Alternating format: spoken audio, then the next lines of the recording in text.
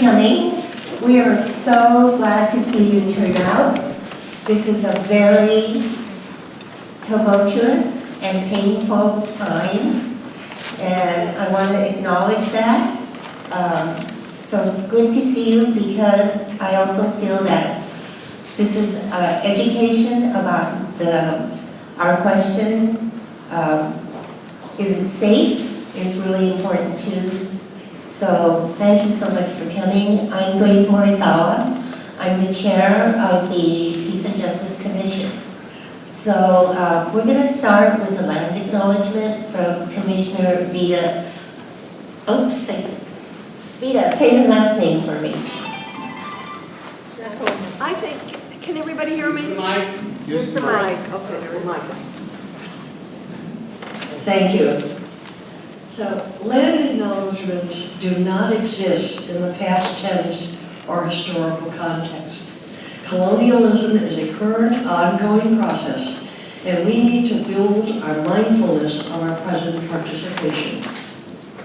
We acknowledge that wherever we are, we gather on the unceded ancestral homeland of the Ohlone people, the original inhabitants of the San Francisco Peninsula. We further acknowledge that the Greater Bay Area is the ancestral territory of the Miwok and other Ohlone peoples. We honor with gratitude the land and the indigenous people who have a deep connection with this land, having lived in harmony with the land and who have stewarded the land throughout many, many generations until the land was taken from them with violence, disease, robbery, exploitation, rape, and displacement. We thank the indigenous people for granting us space on this land. As guests, we recognize we benefit from living and working on their traditional homeland. As guests, we commit to continue learning of how to be better stewards of the land that we are privileged to inhabit along with the original peoples of the land. We wish to pay our respects by acknowledging Ohlone and Miwok ancestors, elders, and relatives, and by affirming their sovereign rights today and in the future as First Peoples. Thank you. Thank you, Vida. I'd like to introduce first the Peace and Justice Commission for the City of Berkeley. And if you would raise your hands. George Lippman, Rio Moran, Vida Jacqueline, and Diana Boone. We also have a secretary.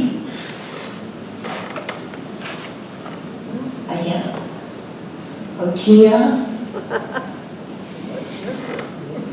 She must have taken a break. All right, and also we're here to hear a panel, and I'm going to just name them by name, and they'll get a more formal introduction a little later. But the moderator for the panel is Jackie Cavasso, and we're going to have 4 people on video. Unfortunately, we can't Zoom. It's forbidden, so we can't have like a live interaction via Zoom at a commission meeting. So I'm just the names are here, and these are Dr. Satsujita Suzuki, Dr. Arjun Makiji, Dr. Katsumi Furusa, and Daniel Hirsch. So you'll be seeing them on video, and they're very brief. Don't worry, we're not going to have you watching videos for the whole time. And then our panelists who are here with us are Alan Sensnick, did I say it right? Sadaki. Yeah. And Laura Mangiani, and Chizu Hamada, and Bob Gould, who'll be back in a second. Dr. Bob Gould. So briefly, what we're going to do today is we're here to learn from our panel of experts, scientists and health professions, and from representatives about the community. and from each other. I'm a former teacher, and teachers believe in developing a little community of learners. So we're going to start with you introducing yourself to the people sitting next to you. So if you just take a minute or two to introduce yourself to the person next to you, or someone you haven't come with.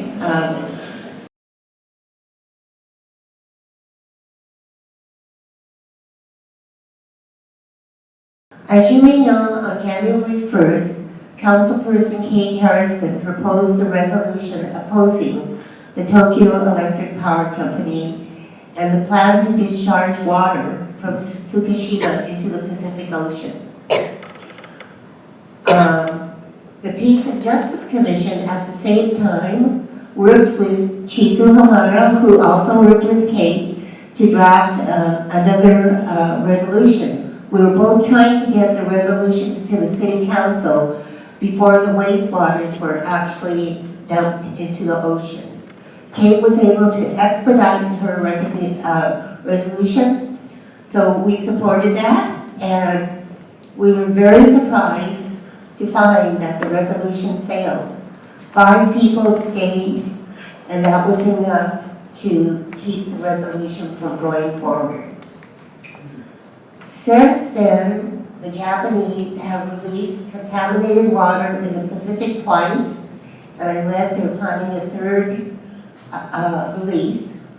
And subsequently after that, I've heard different versions, but I've heard that at least 30, maybe 40, and maybe they don't know when it will stop. There will be periodic dumps of wastewater from Fukushima into the Pacific Ocean. We just got some maps up there, but if you look at the maps over there, they're not on the stand, you can see how close Fukushima is to the ocean, and you can see, you can go up and look at it. Just not now, all at once, but take a look and see how the currents don't just stay in one area. You probably all know that anyway. So I just wanted to draw your attention to them. Just a little bit about the Peace and Justice Commission. We were formed at the same time that the Berkeley Nuclear Free Act was created in 1886. Berkeley has a historic and continuing leadership for the end of nuclear weapons and nuclear energy. This particular resolution by Kate spoke to the city resolution to oppose the nuclear fuel cycle as a whole. I consider waste, contaminated water as part of that cycle. A major opponent to this resolution charged that the resolution was not backed by science and catered to anti-nuclear groups.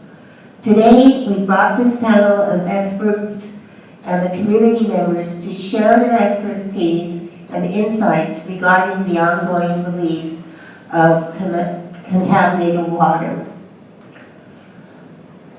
You may be asking, why a fuss? This resolution simply called for letters to go to our congresspeople and the President and Secretary Blinken. I keep hearing his name and I can't say it. So it's just a letter, right? But it's a very important symbolic act, and it's very important symbolic act in a way, I think, that we failed to get the majority of the City Council to move forward on this resolution. Thank you, Grace. And thank you, commissioners, for inviting me to work with you on this. So I'm the executive director of Western States Legal Foundation, based in Oakland, which was established in 1982 to provide legal support for nonviolent protesters challenging the construction of the Diablo Canyon nuclear power plant. While our efforts over the years have focused primarily on advocacy for the elimination of nuclear weapons, we remain firmly opposed to nuclear power for many reasons, and the ongoing dire situation at Fukushima Daiichi is one of them. I'm not an expert, but I've been tasked with providing an overview of the issues surrounding Japan's dumping of radioactive wastewater from Fukushima into the Pacific Ocean. You will hear from a panel of distinguished experts following my brief remarks.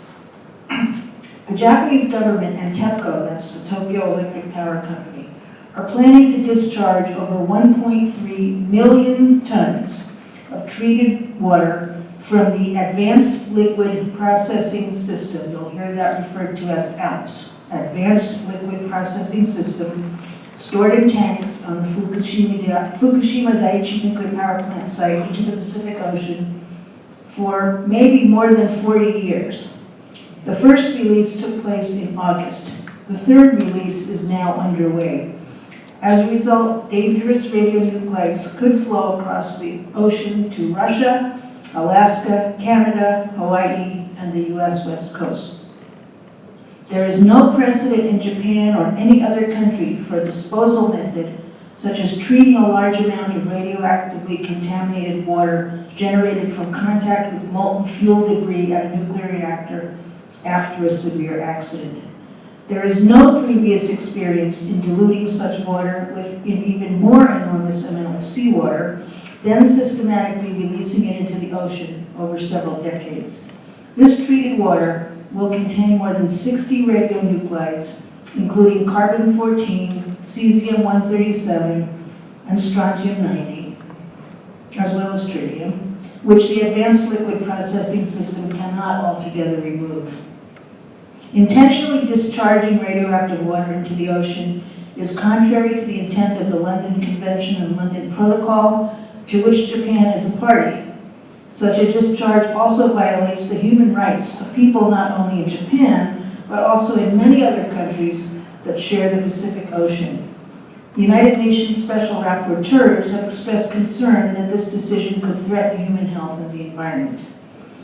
The Pacific Islands Forum, a regional bloc of 18 island nations, has raised concerns about the release of their radioactively contaminated water, including its impact on fisheries. At a July meeting held in the Cook Islands between Pacific Island leaders and the Director General of the International Atomic Energy Agency, the Cook Islands Prime Minister, Mark Brown, told the participants that the Pacific's nuclear testing legacy continues to affect its people and ocean 8 decades on. The dumping of massive quantities of radioactive water into the ocean would add insult to injury. There are broader geopolitical dimensions as well. Last month, Russia joined China in banning the import of seafood from Japan.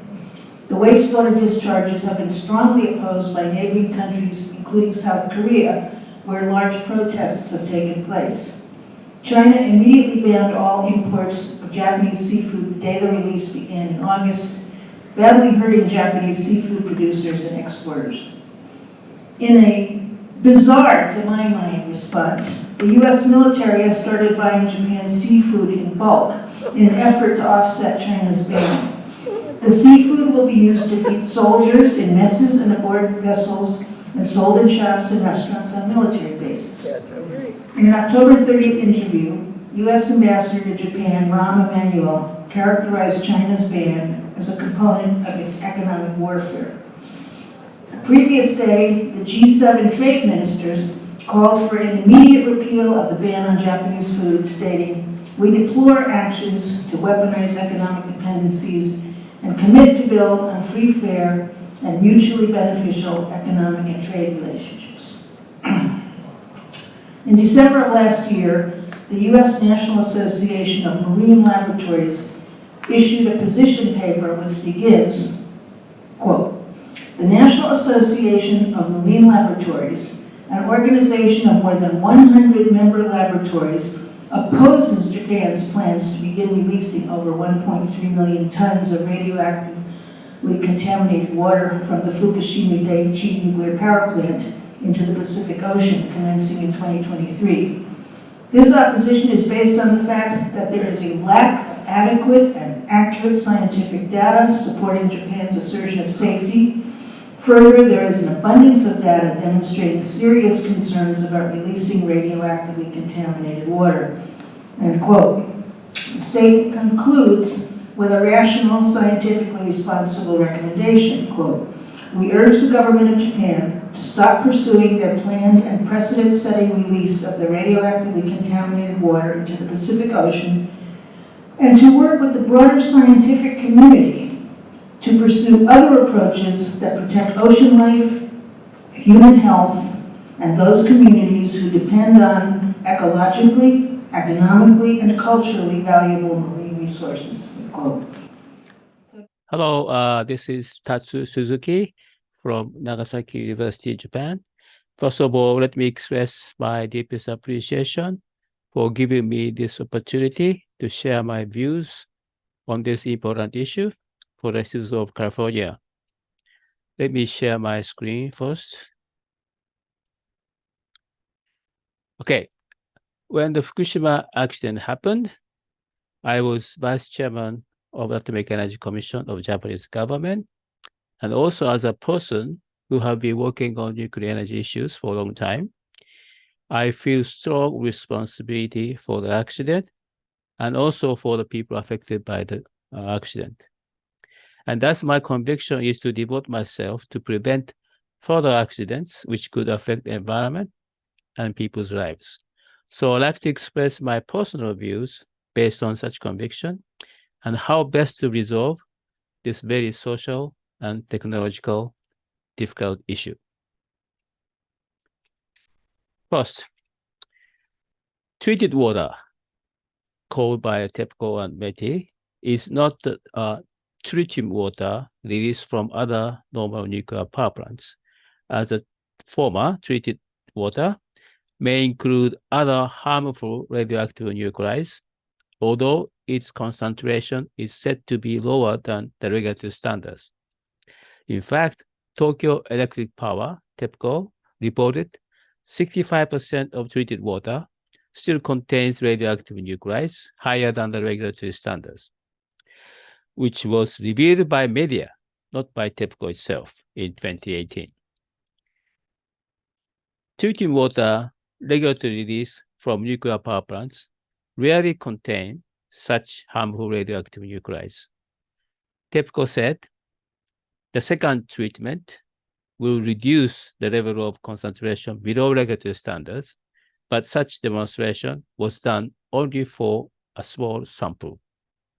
Therefore, comparison of treated water with treated water regularly released from nuclear power plants is at least misleading.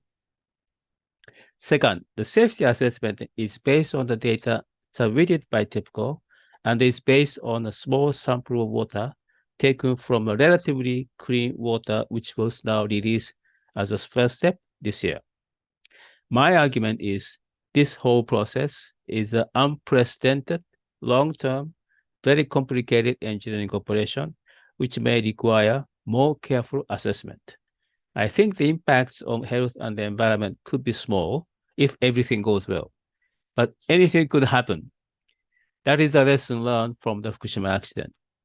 Long-term reliability of Alps, for example, has not been demonstrated, so such long-term complex operational risk should be more carefully assessed. Third, in principle, radioactive waste should be processed and disposed within its territory, unless there is no alternative and agreement exists among affected stakeholders, affected countries. Releasing radioactive wastewater to the open sea requires much more careful assessment and dialogue among international stakeholders.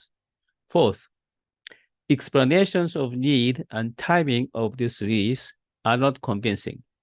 TEPCO and METI argue that this operation is now needed to secure space for storage of debris taken out from the reactors.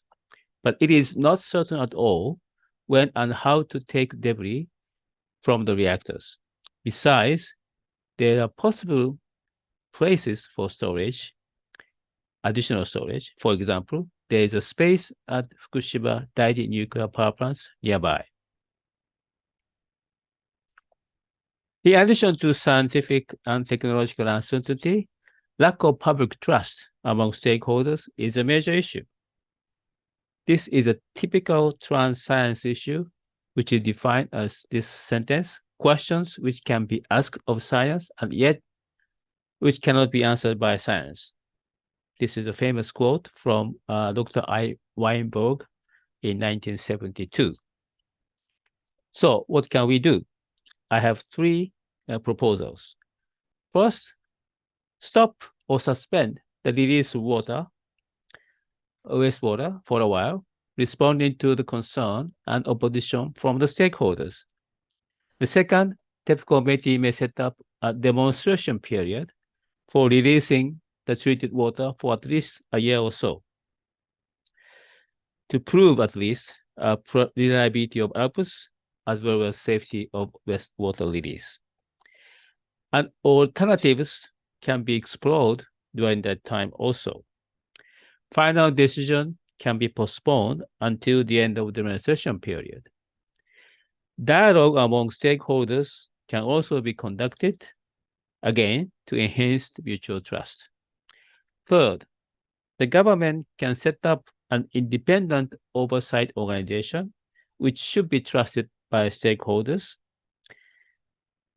Such an organization can oversight not only this treated water issue, wastewater issue, but also the whole decommissioning process, because this wastewater issue is only a part of the huge complex decommissioning process. So the above three measures, I hope, will enhance the public trust, which is needed now. Thank you very much. This is the end of my presentation. Thank you for your kind attention. Okay, well, we were really very fortunate to be able to get Dr. Suzuki to make this for us. And we are equally fortunate to have our next presenter, Dr. Arjun Makhijani. He's the president of the Institute for Energy and Environmental Research in Tacoma Park, Maryland. And very importantly for this presentation, he's a member of the Pacific Islands Forum Independent Expert Panel on TEPCO's Fukushima radioactive water dumping proposals. He has a PhD from the Department of Electrical Engineering and Computer Sciences at the University of California, Berkeley, specializing in nuclear fusion. He's the author and co-author of numerous reports and books on energy and environment-related issues, and has done extensive work on nuclear and renewable energy, as well as on the health and environmental impacts of nuclear weapons production and testing. Directly relevant to the large-scale release of radioactive tritium-contaminated water from the damaged Fukushima Daiichi nuclear power plant, his recent publications include a study called Exploring Tritium Dangers, Health and Ecosystem Risks of Internally Incorporated Radionuclides, which was just published this year and is about to be published in Japanese. My name is Daniel Hirsch. I'm the retired director of the Program on Environmental and Nuclear Policy at the University of California, Santa Cruz. I'm also the president of the Committee to Bridge the Gap, an NGO specializing in nuclear matters. I'm joined today by Dale Bridenbaugh, a retired nuclear engineer who will help provide some background to the Fukushima disaster that brought us to the present controversy. Dale, tell us, if you will, about your history, going back to the 1970s, trying to raise concerns about the General Electric boiling water reactor design and its controversial Mark I containment, and what ended up happening at Fukushima's reactors. My name is Dale Bridenbaugh. I'm a retired nuclear engineer. I had worked for the General Electric company on many different power plant projects, but my experience with nuclear began with the construction of the Dresden 1 plant in the 1950s. After that, I was transferred to GE's nuclear division in San Jose, where I was the manager of product service and followed the operation of all of the BWRs that had been placed in service at that time. In 1975, the NRC became aware through a review of some testing results on future containment systems that there might be some unanalyzed problems with the Mark I's, and the NRC asked the Mark I utilities to tell them what had been done to bring them up to date with the new load data. GE put together a program to assist the utilities owning Mark I's, and I was asked to be the project manager of that reanalysis of the Mark I systems. And what did you find? We found that there were problems, that the loads had not been properly analyzed. The pressure load was okay, but the dynamic loads, that is the pulsating loads that the containment might experience in the event of a loss of coolant accident, had not been considered in the design. And we began to try to identify the magnitude of the unanalyzed loads and come up with fixes that would make them meet the regulatory requirements. In 1976, we had a review meeting with the NRC and utilities back in Washington. And at that time, we still did not have the work done that would enable us to say if the plants were safe or not. I became concerned and I resigned from GE on February 2, 1976. And what ended up happening at Fukushima? What ended up happening at Fukushima was Fukushima is a 6-unit boiling water reactor plant. Excuse me. There are 4 Mark I design containments of the 6, and the seismic event that occurred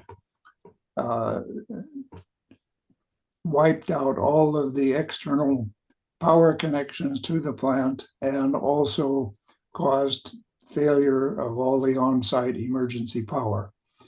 With the loss of emergency power for cooling of the cooling water in the containment, eventually a hydrogen explosion occurred and the containment was breached. Following that, there were meltdowns in Unit 1 and Unit 3. Thanks, Dale. So to summarize, you tried unsuccessfully to warn the company that manufactured the type of reactors used at Fukushima and the company's regulators that the containment might be flawed and not capable of withstanding the dynamic pressure loads during a loss of coolant accident. We saw the same pattern of the nuclear industry cutting safety corners to save money and the regulators rubber stamping those efforts in what led to the Fukushima accident. TEPCO, the owner of the Fukushima Daiichi plant, had claimed a major earthquake and tsunami were not possible, and the plant shouldn't be required to be designed to withstand them. The Japanese nuclear regulator went along. Then, of course, what was claimed to be impossible happened. A large earthquake and tsunami brought down off-site power and also destroyed the backup diesel generators. So there was no power to cool the reactors. And one by one, they melted down, and one by one, their containments failed, releasing massive radioactivity. Now, the same company and regulator are claiming it is safe to dump into the Pacific Ocean more than 1 million tons of radioactively contaminated water, currently stored in 1,000 tanks. They focus on the tritium in the water, but when pressed, concede there are numerous other radionuclides as well. Nuclear greenwashing advocates say the planned releases are completely safe. Indeed, one such group sent a letter to the Berkeley City Council opposing a proposed resolution of concern. And in that letter asserted that one could drink 2 liters per day of the planned release for a year. One would get the equivalent of 1/5 of a chest X-ray. They assert that the concentration is a mere 2-fold higher than EPA's drinking water limits.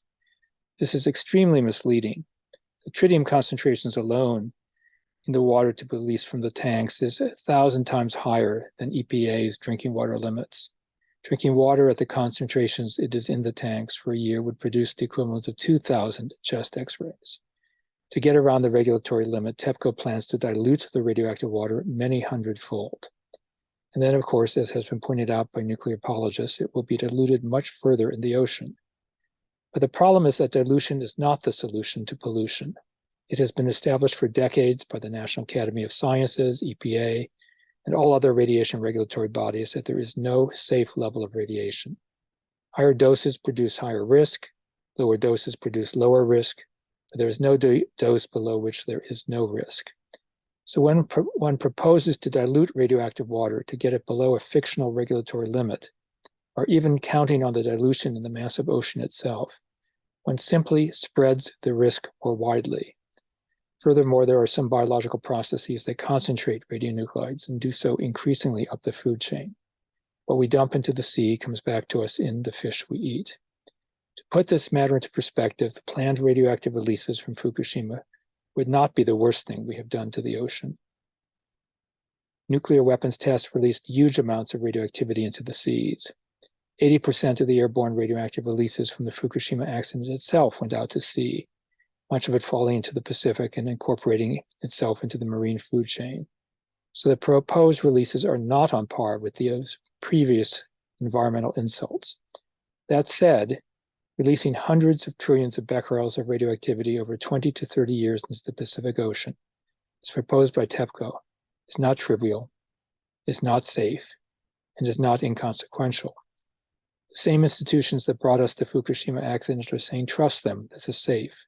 There is good reason to be skeptical. Thank you for your listening. Okay. So now we will turn to our in-person presenters. Thank you all for your patience. So our first in-person presenter is Dr. Robert Gould, who graduated from Albert Einstein College of Medicine and from 1981 to 2012 worked as a pathologist at Kaiser Hospital in San Jose. Since then, he has been an adjunct assistant professor in the Department of Obstetrics, Gynecology, and Reproductive Sciences of the University of California, San Francisco School of Medicine, where he's a collaborator with the UCSF program on reproductive health and the environment. Since 1989, he has been president of the San Francisco Bay Physicians for Social Responsibility, PSR, and is a past president of National PSR. He's also on the board of the International Physicians for the Prevention of Nuclear War, serving as North American co-vice president. Since 1986, he's been a leader of the Peace Caucus of the American Public Health Association, where he has served for many years. Thank you, Jackie. Can you hear me okay? Well, first thing I want to say, I'm really appreciative of being able to speak to you tonight, and also to really reflect what an honor it is to follow these very knowledgeable and esteemed scientists who really laid out the case in so many ways. So my remarks will be relatively brief to focus on some of the health impacts, but really draw on the expertise of those who've seen it. So I may be a little bit repetitive just to bring out some of those points.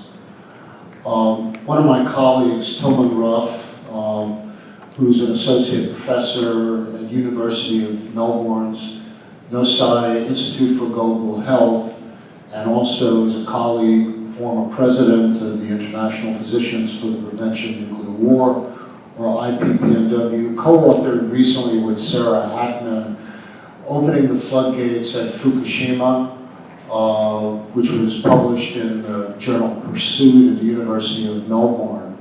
And he went over a number of the health issues that I'll just be summarizing to you as well.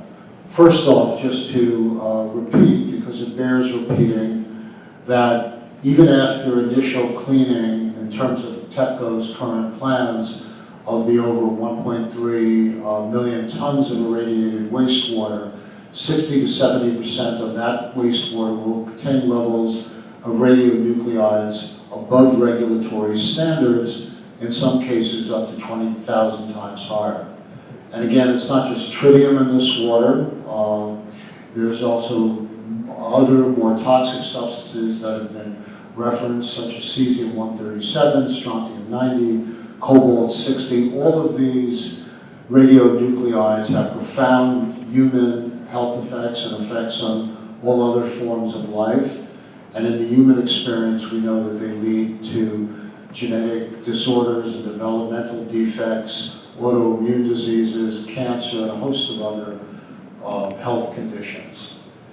But we also need to be worried about tritium as well, which particularly in organic bound forms, not just being out there and intermingling with water, but when it gets incorporated into the food chain, has lasting health effects similar to other forms of radiation exposure, such as decreased lifespan, developmental delays, cognitive deficits, immunodeficiency, infertility, and birth defects, as well as cancer and DNA mutations among humans, land animals, and aquatic vertebrates and invertebrates who experience higher or prolonged exposure. And those findings that are well known were certainly reinforced by Dr. Makajani's research that showed impacts of tritium, even at lower levels that was anticipated being released, that impact and destruction of eggs and carp.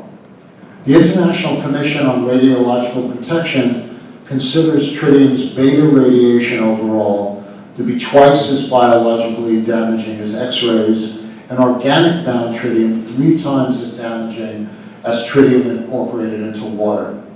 Although the TEPCO authorities have committed to monitoring tritium exposure in aquatic animals, TEPCO has noted that, quote, fish tritium measurement is very difficult, and there are only a few analysis agencies that are capable of performing this measurement, unquote, and that reports from these agencies are often conflicting, making this an insufficient risk mitigation strategy.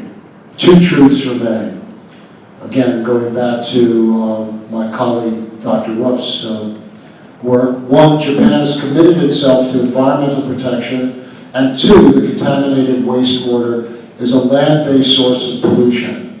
Furthermore, the very existence of the debate of tritium safety and the knowledge that the discharged water will contain other more harmful radioactive pollutants requires Japan to employ the precautionary principle now, just as they agreed to in 1992. To do this, Japan can employ other options besides proceeding on its plan and to consider other options suggested by the independent review panel of the Pacific Islands Forum, enunciated by Dr. Makajani in his earlier video. 1 is to indeed treat the water with the ALP system as now proposed, but not just to utilize the system, but to independently confirm the concentration levels of tritium and the other radionuclides in every tank, because all the tanks differ, and as Dr. Makajani pointed out, the sludges, the contents could differ, could mess up the performance of the filtration system as well. So this needs to be given great attention to as well. And then to use this water without diluting it, as TEPCO plans, to make concrete for useful applications that have little potential for public contact. In other words, there's a major need for producing concrete to shore up the very walls that are being used around the old TEPCO, the Fukushima facilities, to repair the walls that are leaking radioactive water. This is an ideal place that this type of formation of concrete that immobilizes the tritiated water could be used. Treating the water and making concrete with low potential for human contact is a feasible and reasonable option that would essentially eliminate transboundary harm, the sort of thing that we're talking about, where this water moves beyond Japanese territorial water to contaminate the entire Pacific. And in this case, have essentially 0 doses. It could reduce earthquake risk by being completed decades before the action proposed by TEPCO. In other words, if you begin to move this water into concrete, you're not having those water tanks with their radioactive water still vulnerable to expected increased earthquake shocks. Yet none of the parties, TEPCO, the Nuclear Regulatory Agency, or the IAEA, have addressed the comparative costs and benefits or even accepted the need to evaluate this option as part of the optimization process.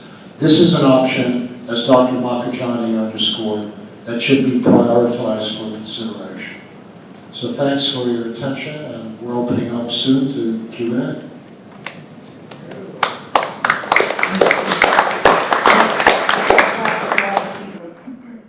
My name is Arjun Makujani. I'm president of the Institute for Energy and Environmental Research, and I appreciate this opportunity to make this presentation before you on the matter of the dumping of a vast amount of radioactive water from the Fukushima accident site into the Pacific Ocean.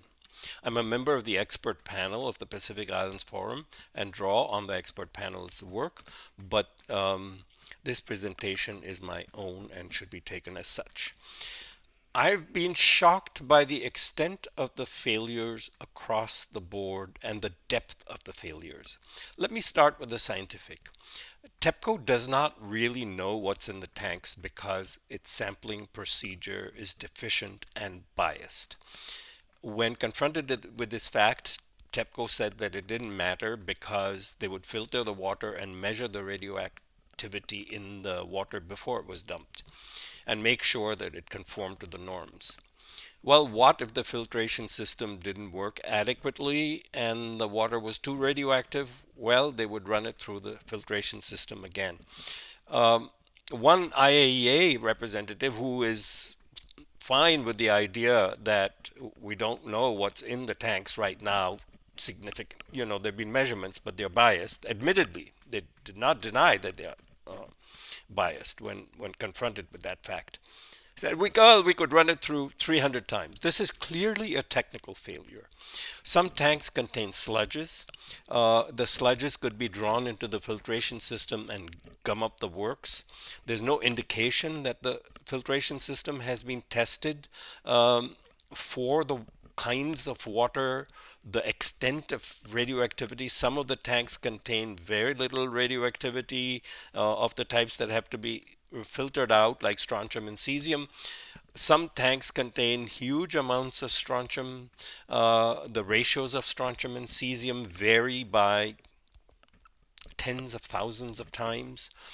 So the failure to know what's in the tanks and to test this filtration system thoroughly and adequately before deciding on this as the best option and deciding that it would work is a signal failure on the science and a signal political and regulatory failure as well.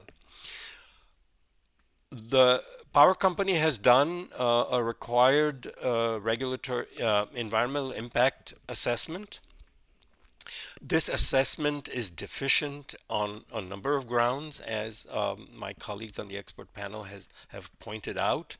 For example, there's an assumption of equilibrium that would be established. However, this equilibrium will likely not be established because some radionuclides are concentrated in the sediments by many times, thousands of times, and in the case of cobalt-60, more than 300,000 times. This disequilibrium has not been taken into account. I presented evidence from a scientific paper that at 1/3 the level of tritium proposed to be discharged, 500 becquerels per liter, the proposed level limit is 1500, that fish eggs of carp are damaged and killed to statistically significant increases at 500 becquerels per liter. This research was dismissed and not looked at. There's been no serious investigation of the reproductive damage. So the scientific failures are very deep, and offers of scientific help from our panel were rejected. The regulatory failures have been equally deep. The regulation on justification requires the benefits to exceed the harm. but there'll be no benefits to the countries of the Pacific region like South Korea or the Marshall Islands or Fiji or China. Japan's position is that there will be no harm, and that because Japan will benefit, even though the Japanese fishing communities are objecting and saying this is not a sound plan, that the justification has been taken into account. However, it's clear that there will be some harm. Regulatory and scientific concepts on the harm from radiation, including in the United States and the IAEA, acknowledge that small amounts of radiation create small amounts of harm. Large amounts of radiation create proportionally larger in terms of cancer risk. But there will not be zero harm. Economic and environmental harm has already occurred. Economic harm, for instance, there was a salt panic in South Korea because people were afraid that sea salt would become radioactive. It doesn't matter whether it actually becomes radioactive because they will run on sea salt, because the public does not trust the nuclear establishment, I think with good reason, so that even if they say something that's true, it's unlikely to be believed. In this case, there's been a gross failure on the part of the International Atomic Energy Agency as well. They said that we are not going to consider justification, even though it is a part of the fundamental safety principles and guidance that they said they would use to evaluate the dumping plan. Why did they reject considering justification? Because they were asked to review Japan's dumping after the dumping had already been decided on, so the justification of the dumping was out of the bounds of the IAEA review. This opens the door to ecological and regulatory chaos, because anyone can decide to do anything that is contrary to the safety principles and then invite the IAEA for their green light, which the IAEA has given, saying that the impact will be negligible. The science, as I've said, on the ecological assessment is seriously deficient, so no scientifically sound statement that the impact will be negligible can be made as per the knowledge we have today and the assessments that have been made. So the IAEA has gone along with bad science. In fact, the Director General of the IAEA was pictured feeding commercial fish into a fish tank containing tritiated water. Of course, fish in the ocean are not going to be eating commercial fish pellets. So this is the extent of the almost comical, if it were not so serious, level at which this discourse has been brought.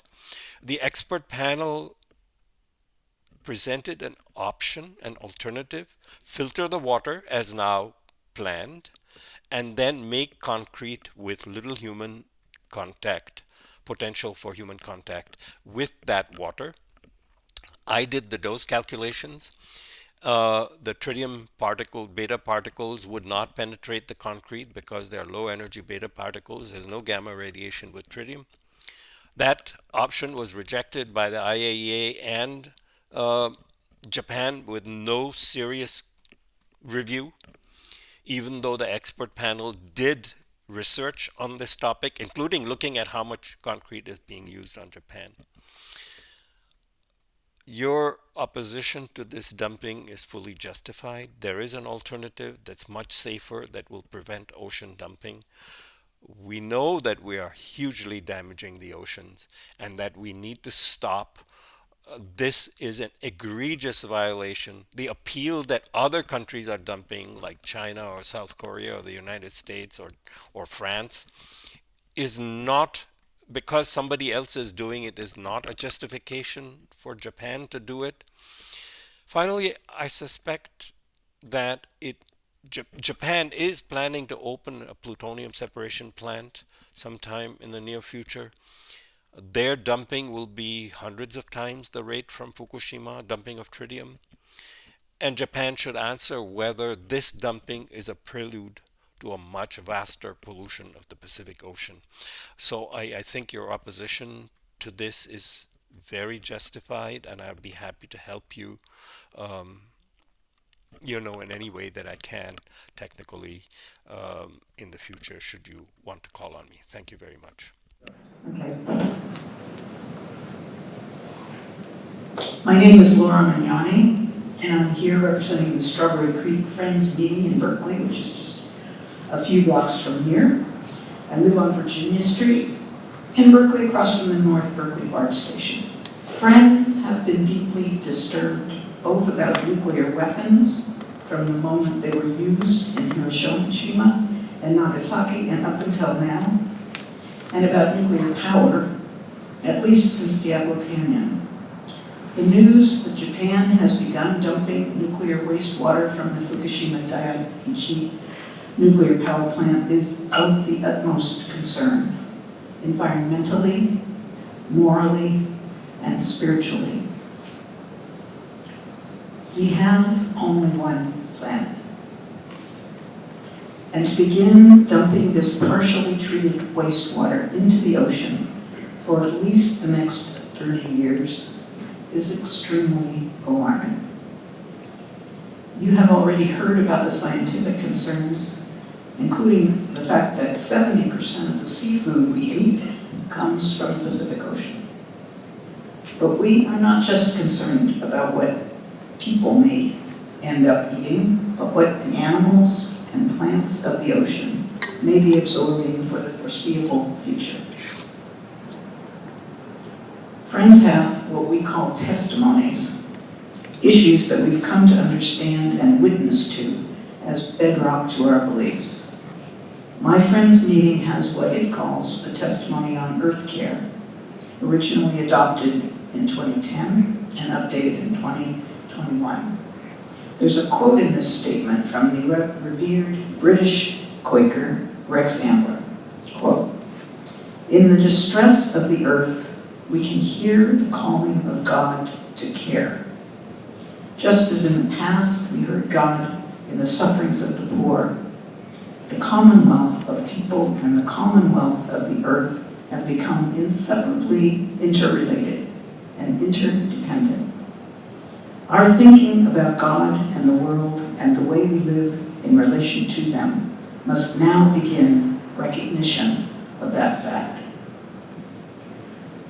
One of the bedrock phrases Friends have always used to describe our faith is that we believe that there is that of God in everyone. But in the last decades, that phrase has been expanded. As recently as yesterday, I was in a session hosted by our meeting to ask how we would word that understanding of God today. The answers all came down to that of God in all creation, or that of God in the community of life. There was also a recognition echoing indigenous understandings of the interconnectedness of everything, not just everyone. Other life forms, plants and animals, the water, the sky, the stars.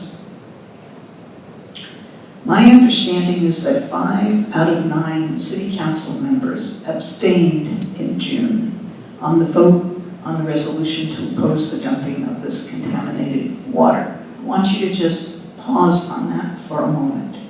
What is the point of having elected officials who sit by and abstain 5 people out of 9, 4 people voting in favor? We are in unbelievably difficult times globally right now. I think you would agree with that. We cannot afford to abstain when the whole planet is at stake. I urgently plead with any of you who have influence on any elected officials, particularly on the council, to revisit this issue and have the courage to vote to ask Japan to stop this policy. Thank you for allowing me to share our Japanese citizens' voice with you. I'm Katsumi Furitsu. I'm a physician and have experience in medical care for airborne survivors. After the typical Fukushima nuclear power plant accident in March 2011, I have been visiting Fukushima every month to provide radiation protection and medical examinations to the people there. The Fukushima nuclear power plant accident is a man-made disaster. TEPCO and the Japanese government are responsible for causing the accident and exposing many people to radiation from the large amount of radioactive materials released from the plant. They forced millions of people to receive radiation that exceeded the public exposure limit guaranteed by the domestic law. In addition, they contaminated vast areas with radioactive materials. Fukushima Prefecture is rich in nature with mountains and oceans, delicious rice and fruits, and fresh fish. Though more than 12 years have passed, people's lives have yet to return to how they were before the accident. Immediately after the accident, the government repeatedly stated that there was no immediate health danger. They tried to calm people's fears about radiation health effects. They told people that health effects would be negligible because of the low dose. However, we know from the data from airborne survivors that radiation exposure at any dose poses dose-related health risks. Moreover, recent epidemiological studies on nuclear workers show more clearly that there is health risk from low-dose radiation exposure, even from long-term exposure in small doses. So we doctors call on the government to provide long-term health follow-up and medical care for residents and workers. Nonetheless, the government continues to refuse to take such measures.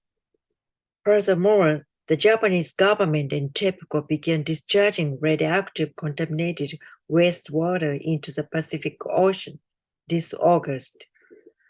They explained that they treat the radioactive water and systematically discharge it into the ocean. They preached in 2015 that they would not release treated water into the ocean without the understanding of fishermen and other concerned parties. But they have broken their promise and started imposing more radiation exposure and environmental pollution on the victims. Enough is enough. The TEPCO sent all the electricity from the Fukushima plant to Tokyo and other urban areas, and not to the people in Fukushima. Nevertheless, it is the people in the rural areas where the plants are situated who have been suffering the most severely from the accident. Releasing radioactive wastewater further aggravates the people's rights to life and health. The Japanese government and TEPCO plan to release 5 trillion becquerels of tritium into the Pacific Ocean by the end of this year, and already about half of that has been reduced in 2 separate discharges, but this is only the beginning. Over the next 30 years, they plan to release more than 1,300,000 tons of radioactive wastewater, up to 22 trillion becquerels of tritium annually, into the Pacific Ocean, diluted hundreds of times with seawater. It is unprecedented in the world to treat in this way and discharge into the ocean a large amount of radioactive contaminated water generated by contact with molten fuel debris at the nuclear power plant after a severe accident. Moreover, there is no urgent need to discharge this wastewater into the ocean. There is still room on the plant site for additional storage tanks. There is no urgent plan to use the site for decommissioning.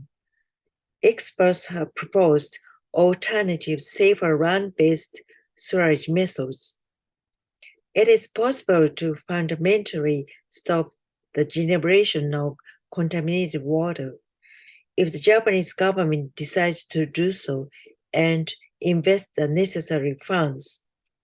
The Advanced Liquid Processing System, ARPS, cannot remove tritium and carbon-14.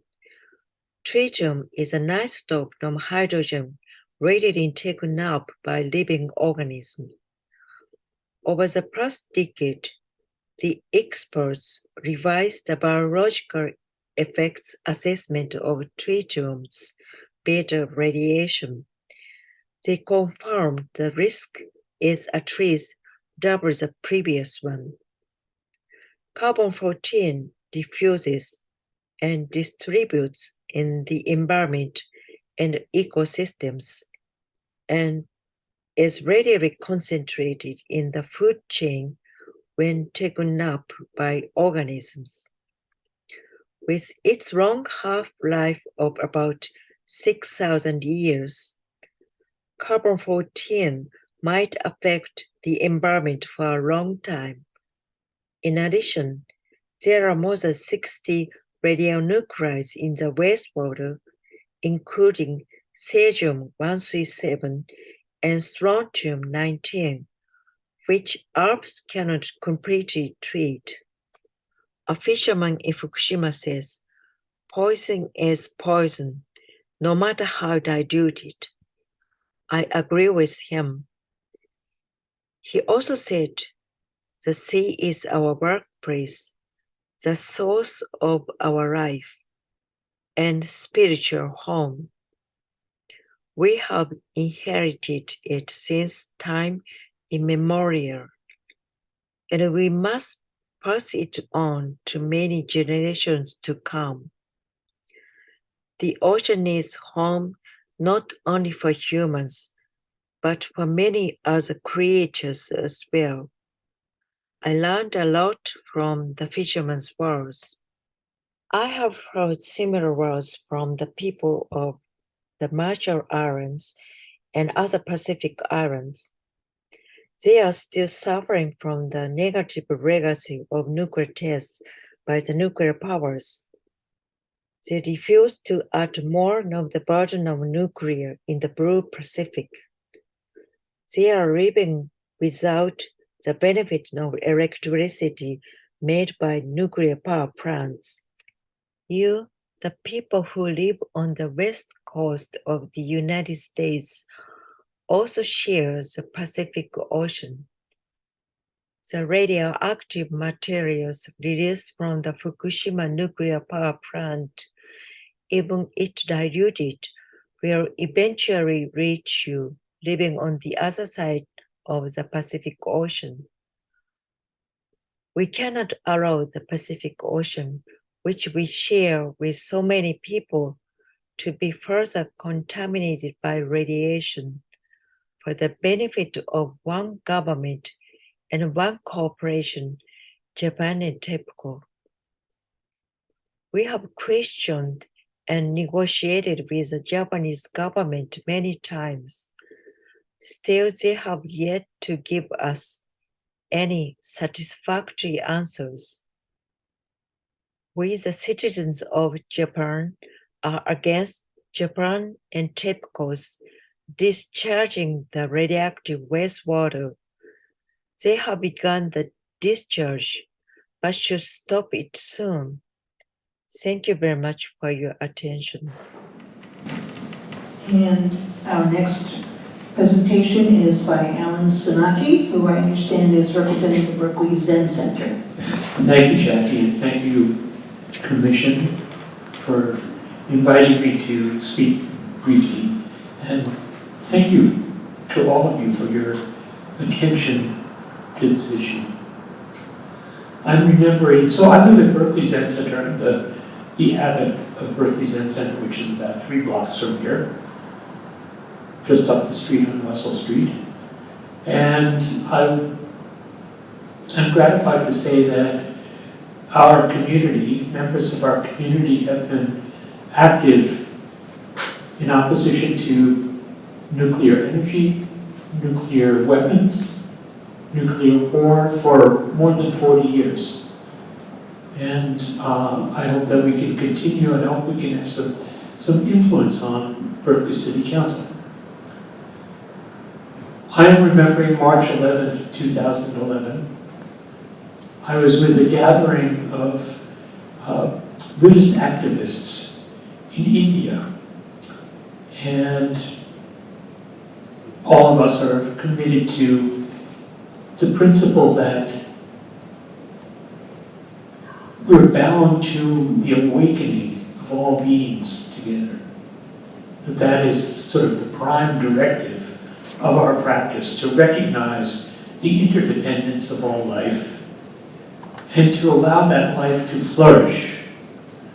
And while we were in the middle of this meeting, several of our members got urgent telephone calls from their families in Japan. And their families were really scared.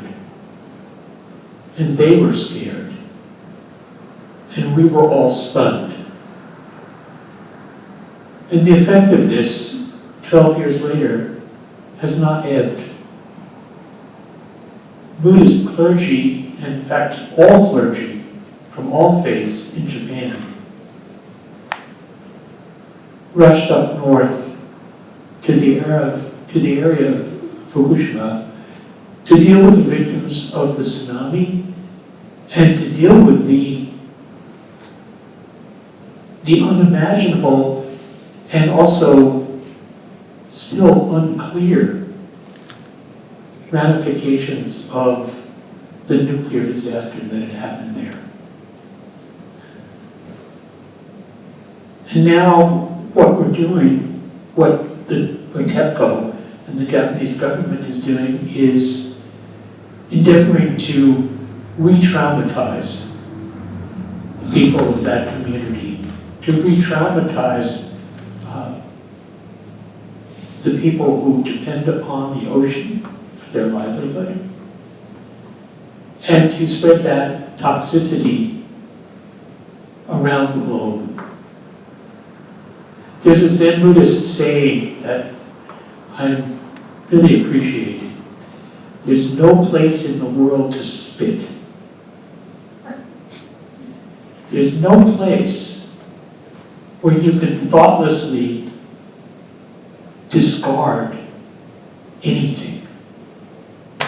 Thank you. And our last presenter, before we open it up to all of you, is Chizu Hamada.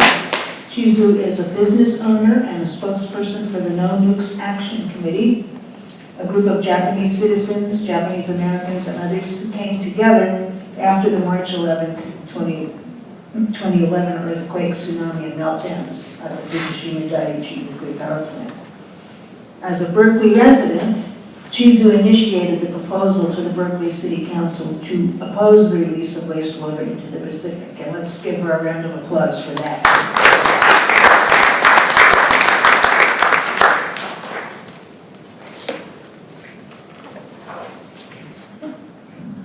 Thank you. Hi, my name is Chizu Hamada. I'm a Berkeley resident for about 50 years.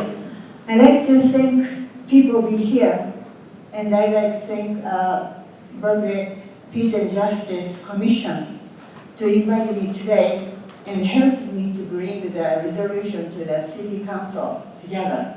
Thank you.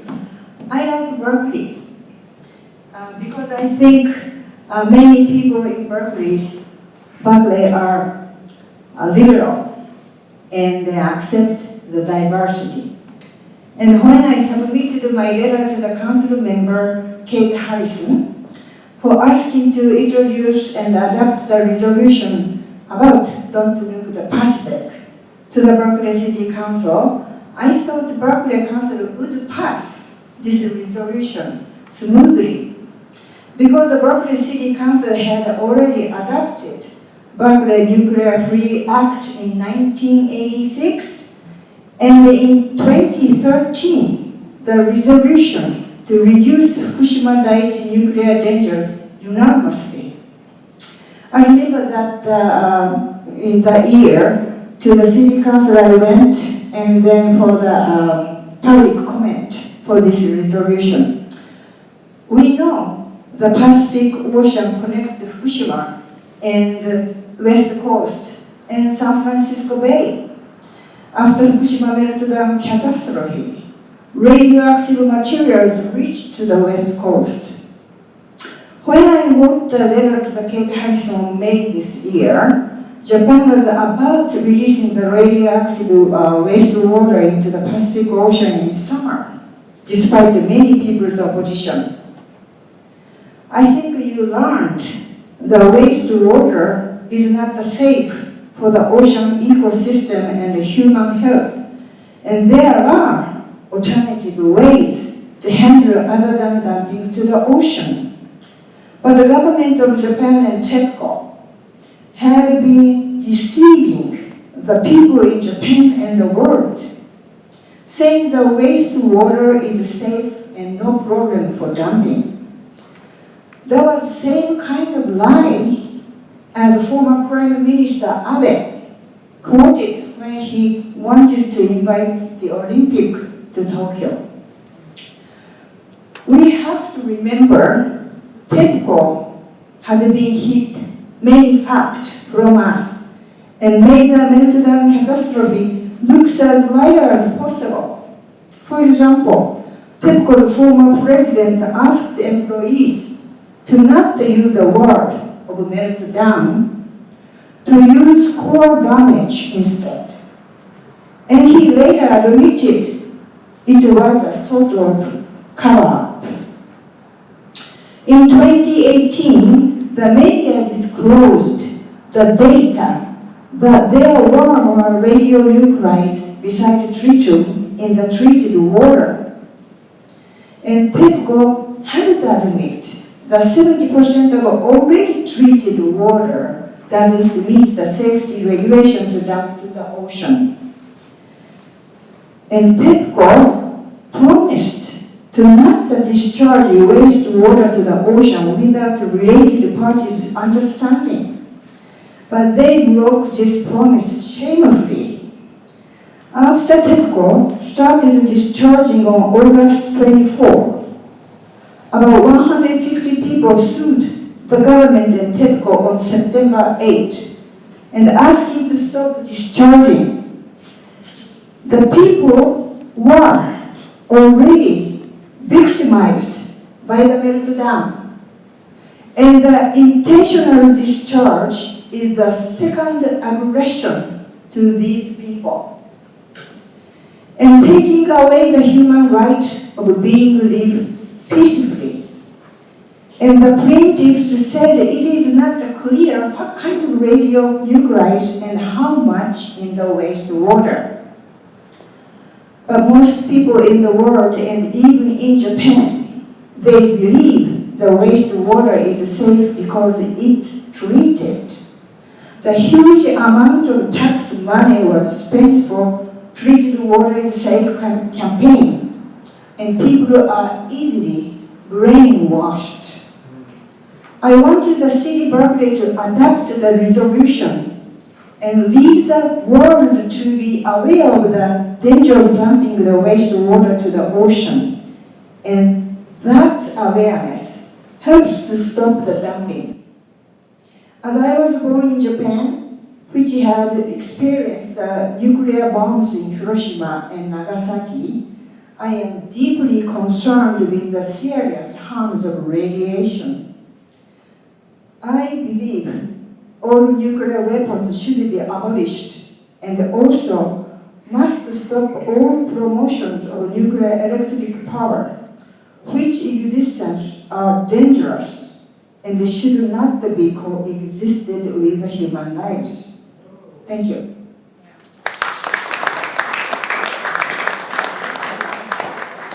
I want to thank the panel, and let's give them a hand, and you can wave to the people in Japan. We're going to take questions in a minute, but I have to put my teacher hat on. I want you to turn around and talk to the person next to you, and just process one thing, one question, or listen to the person next to you about something they've learned or they have questions about. Because you've been listening for a long time, and not everyone will get a chance to ask questions. So here's your opportunity to talk to your neighbor.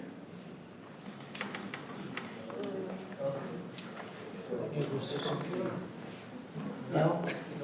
You said somebody mentioned the precautionary measures. But nobody mentioned, and I hear, that Japan is going to publish to make it look as if the main principle, the main is that waste.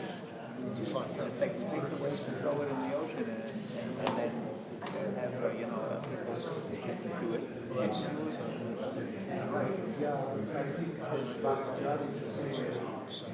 All right, how about another few seconds, and I'll call us back together again.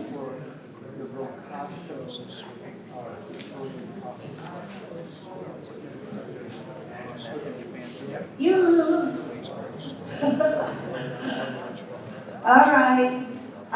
Wait a moment before we start. I see Scott Young back there from Livermore Lab. You want to say a few words? Not Livermore Lab. My God, I can't believe it. Tri-Valley Cares. Thank you, Grace. Hey, everybody. I'm Scott Young. I'm the executive director of Tri-Valley Cares, and I'm coming out to you today from Livermore. We monitor Lawrence Livermore National Lab and have for 4 decades now. And I'm really appreciative of the panel. This was a learning experience for me as well. And I'm struck by a few things. One is, as an activist in this community, I know that the Oppenheimer film has drawn a lot of attention to the issue of nuclear weapons specifically. And Berkeley plays a huge role in that film because Berkeley plays a huge role in the unleashing of the nuclear age.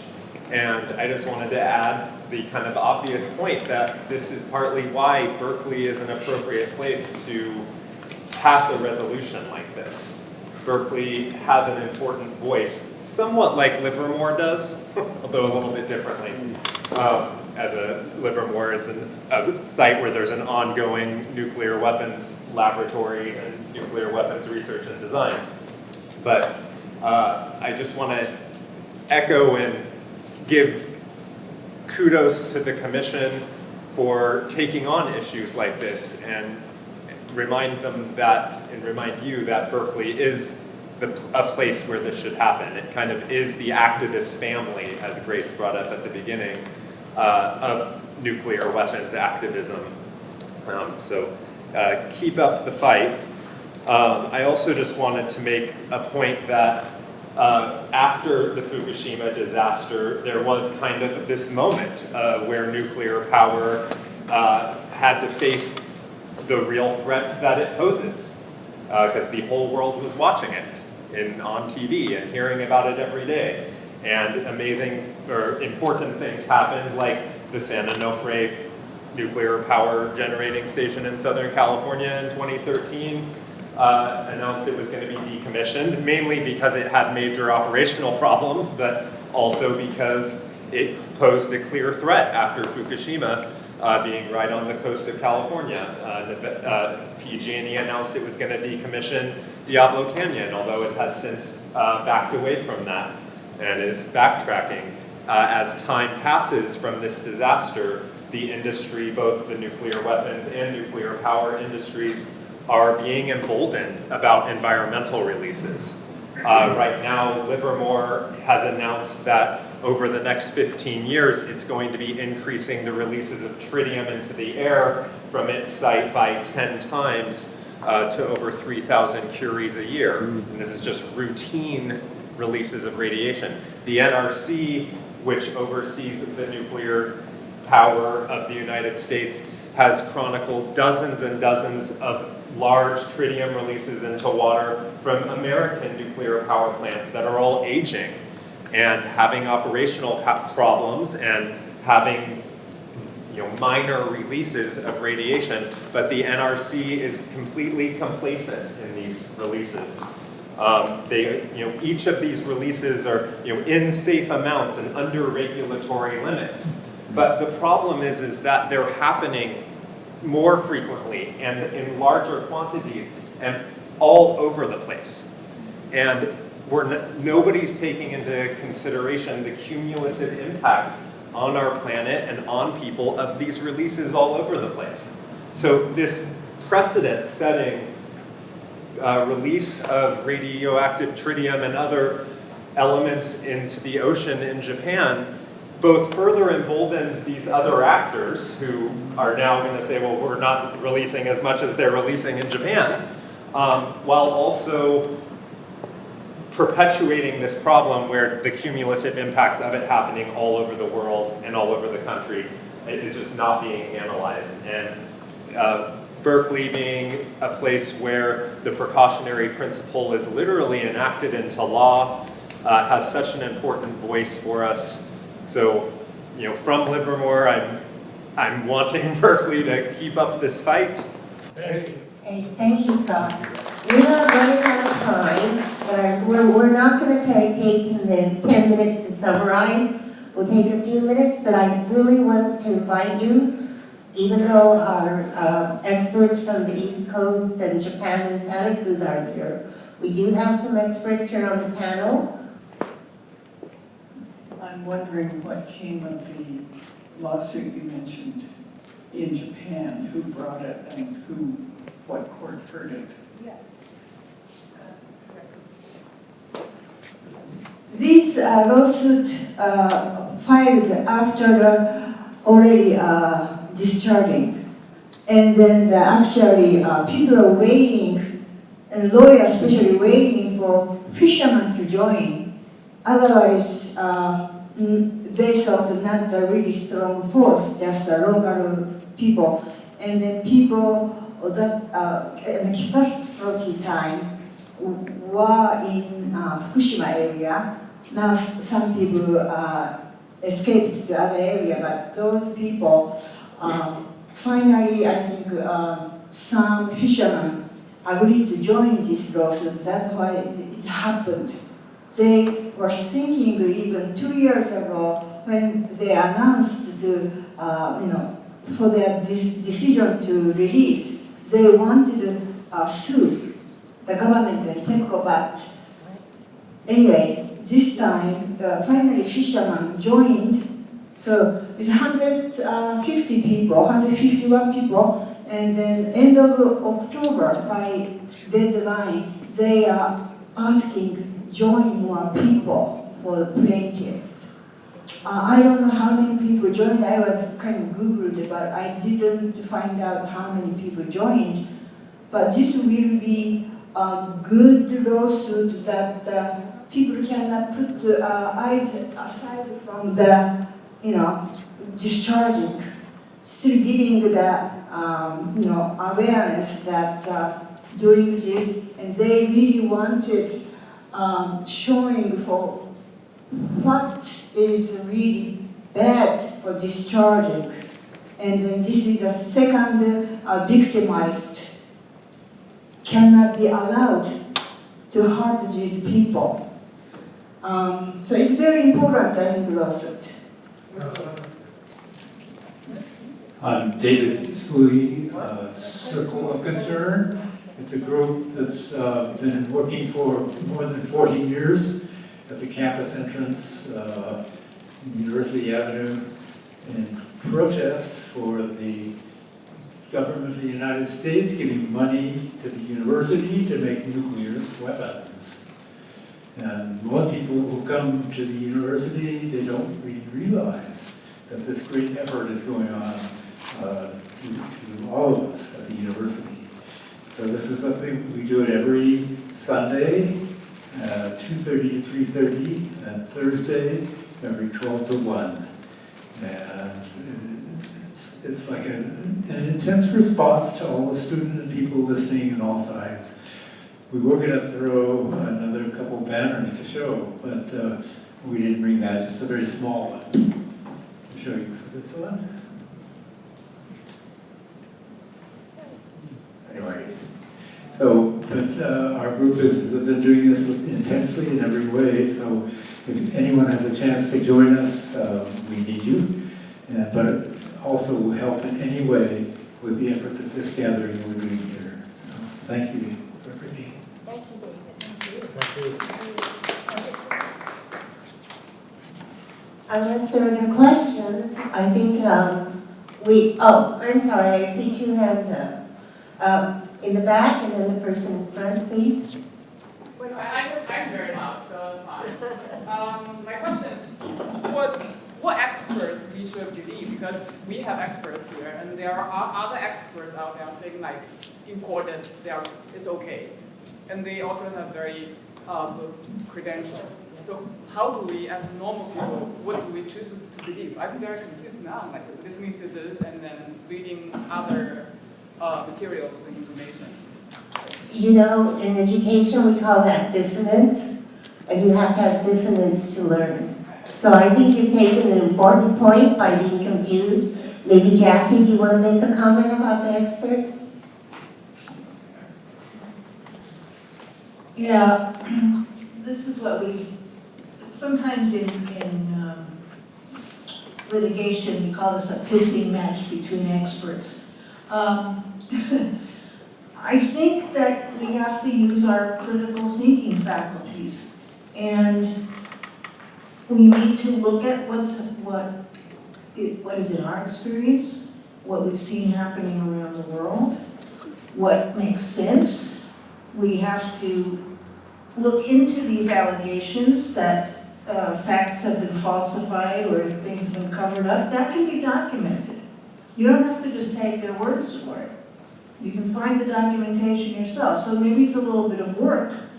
But, and most importantly, I think you need to be guided by your moral compass and your values.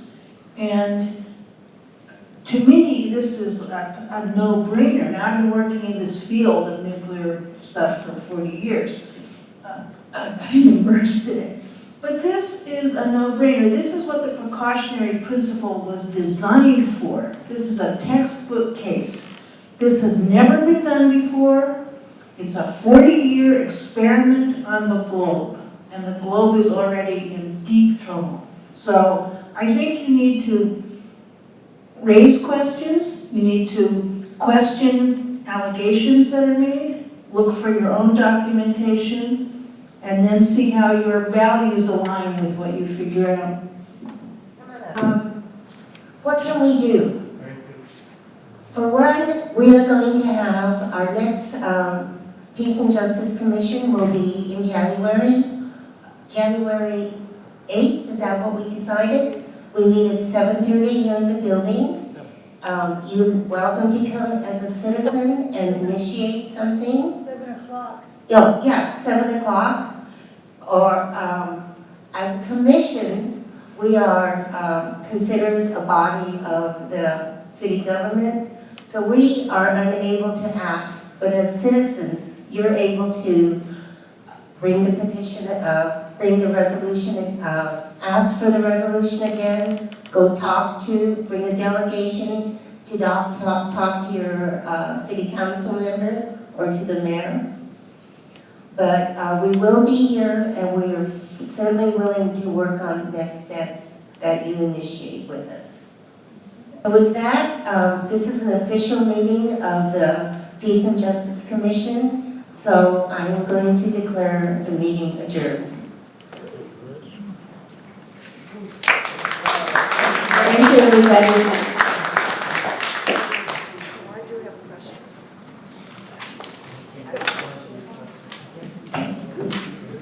Yeah, okay.